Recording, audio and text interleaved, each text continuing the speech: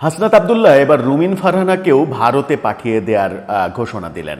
অর্থাৎ আওয়ামী লীগকে যেভাবে ভারতে পাঠিয়ে দেওয়া হয়েছে, রুমিন ফারহানাকেও ভারতে পাঠিয়ে দেওয়া হবে এবং বিএনপির আওয়ামী লীগ বিষয়ক সম্পাদক হিসেবে রুমিন ফারহানাকে ঘোষণা করলেন হাসনাত আবদুল্লাহ।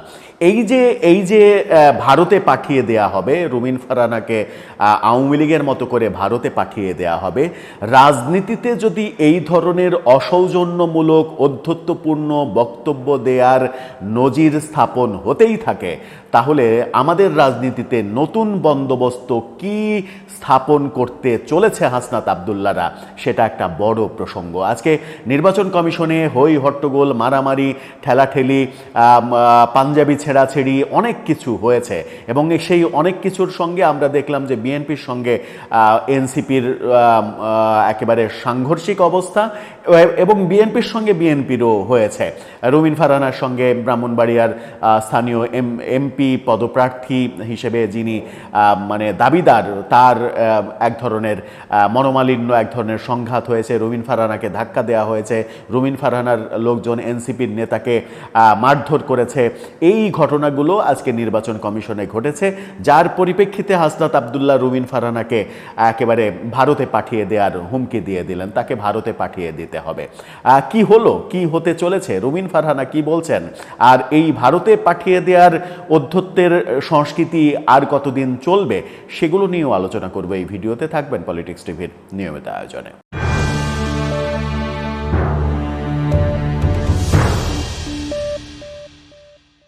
দর্শক, বলছিলাম রুমিন ফারহানাকে ভারতে পাঠিয়ে দেওয়ার ঘোষণা দিয়েছেন হাসনাত আবদুল্লাহ। হাসনাত আবদুল্লাহ যেহেতু পাঠিয়ে দিয়েছেন, সেহেতু রুমিন ফারহানাকে এখন একটু ভয়ে ভয়েই থাকতে হবে, কারণ হাসনাত আবদুল্লাহ বাংলাদেশের রাজনীতিতে এখন একটা বড় ফ্যাক্ট এবং সরকারের দিক থেকেও একটা বড় ফ্যাক্ট। কি বললেন তিনি? বললেন সন্ত্রাসের রাজনীতি করলে রুমিন ফারহানাদেরও ভারতে পাঠানো হবে। রুমিন ফারহানা সন্ত্রাসীদের রাজনীতি করছেন, এমন মন্তব্য তিনি করেছেন। আবার একই বিষয়ে রুমিন ফারহানা যে মন্তব্য করছেন, পাশাপাশি দুই মন্তব্যটাই আপনারা সংবাদের শিরোনামটা দেখে নিন। 15 বছরে যেটা হয়নি আজ সেটাই হলো, আমাকে ধাক্কা দিয়ে ফেলে দেওয়ার চেষ্টা হলো।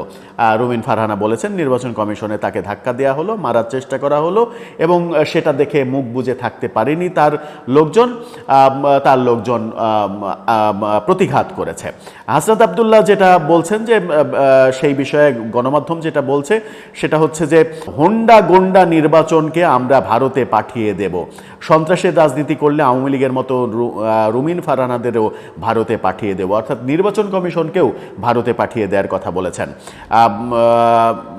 দুপুরে ত্রয়োদশ জাতীয় সংসদ নির্বাচনে সংসদীয় আসন ব্রাহ্মণবাড়িয়া 2 এবং 3-এর সীমানা নির্ধারণ নিয়ে দাবি আপত্তি শুনানিতে হাতাহাতি এবং ধাক্কাধাক্কি হয়। এতে এনসিপি নেতা আতাউল্লাহ আহত হয়েছেন বলে তিনি অভিযোগ করেছেন। বলেছেন যে আমাকে যেভাবে ঢাকা বিশ্ববিদ্যালয়ের ছাত্রলীগ পিষেছিল, সেভাবে আজকে নির্বাচন কমিশনে আমাকে পিষা হয়েছে।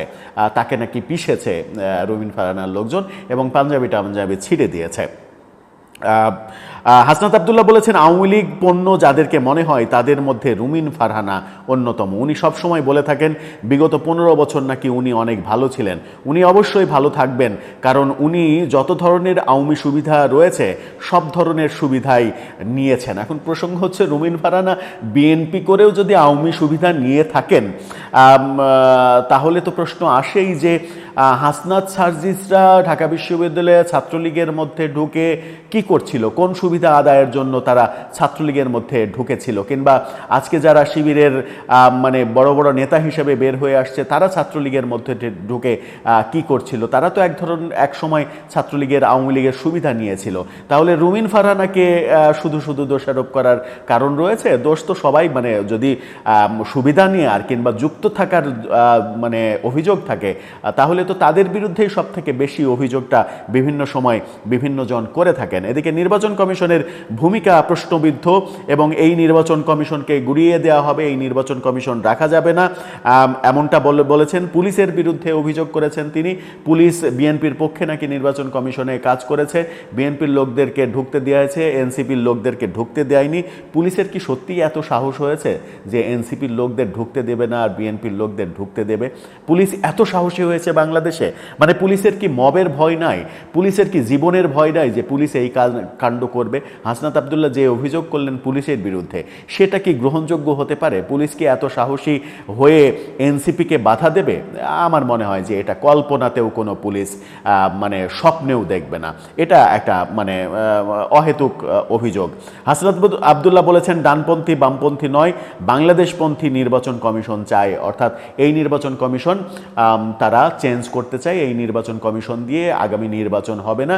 এবং যে নেতা, এনসিপির যে নেতা, যুগ্ম মুখ্য সংগঠক, তিনি যে আহত হয়েছেন, তিনি অভিযোগ করেছেন যে মানে এই যে পরিস্থিতি আজকে হলো, এটার মাধ্যমে প্রমাণ হলো যে নির্বাচনের পরিবেশ নেই, নির্বাচন করা এই নির্বাচন কমিশনের পক্ষে সম্ভব নয়। এদিকে রুমিন ফারহানার নেতৃত্বে তাদের উপর হয়েছে, রুমিন ফারহানাকে গ্রেপ্তার করা, আইনি ব্যবস্থা নেওয়া, অন্যথায় সিইসি সহ নির্বাচন কমিশনারদের পদত্যাগ দাবি চাওয়া হয়েছে। রুমিন ফারহানা যেটা বলেছেন সেটা হচ্ছে যে নেতা এনসিপির যুগ্ম মুখ্য সমন্বয়ক, তার কথা বলা হচ্ছে তিনি কোনো পরিচিত নেতা না।